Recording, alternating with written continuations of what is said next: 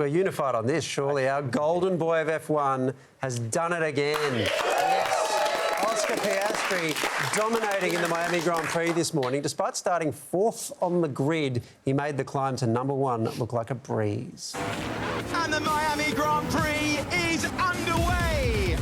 It was an epic race with chaos right from the first turn. It's Max Verstappen holding the lead, but he locks up, and Lando Norris is going to have the chance to get on the power. But Verstappen got his elbows out and maintains P1. And it was in the mayhem that the cool, collected Aussie saw opportunity. Oscar Piastri roars on by and takes second place. Applying pressure on the reigning champ going in for the attack. The man from Melbourne closing in on a rival for the title. What a scrap for the lead. Piastri fast gaining a reputation as a driver who makes no mistakes. The world champion versus the championship leader into the first turn. It's late on the brakes for Max Verstappen.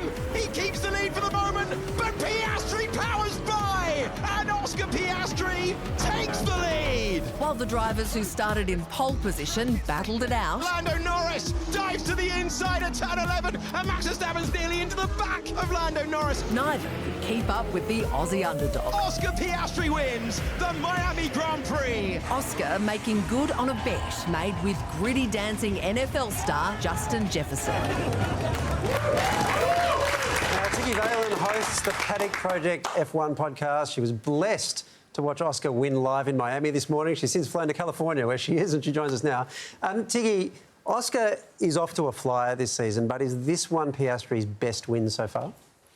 I think it has to be right up there. I mean, I think what made it so special for me is that he didn't win it from pole. He has a perfect pole to win conversion ratio, but he had to fight for this one, especially against Max Verstappen, who 4-time world champion, new father, put up a good fight, put up a good defense, and Oscar really had to stick it to him to get past him and then manage those tires to drive off into the distance. So I think this is certainly up there, and I think it's going to be a big year for the Australian national anthem. Yeah, he's a star. There's no doubt about that. Tiggy, I was watching the broadcast, and Martin Brundle and Crofty were talking about Piastri's race tactics, the way that he actually races, his craft, they called it, race craft. What does that mean?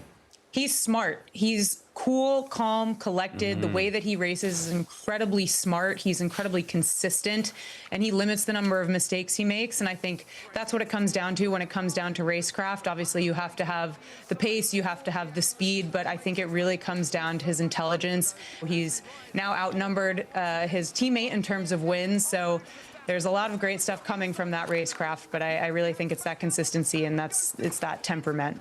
Well, if there is maybe one criticism, and this is only coming from me, no one else, is that he's maybe a little bit boring. I hate to say it. But we did see he had a crack at the gritty, the little dance. Were you surprised in that? Is this a new side of Oscar? Could we potentially see him do a Danny Rick-style shoey?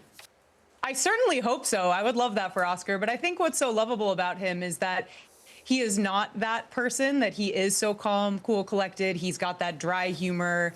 I think that's what makes the gritty so special, is that you don't expect it coming from Oscar. And I hope that he retains who he is in his own personality, but can add some of that flair here and there. And I hope that whenever the success starts to get to his head, he watches that video, because that will humble him for life.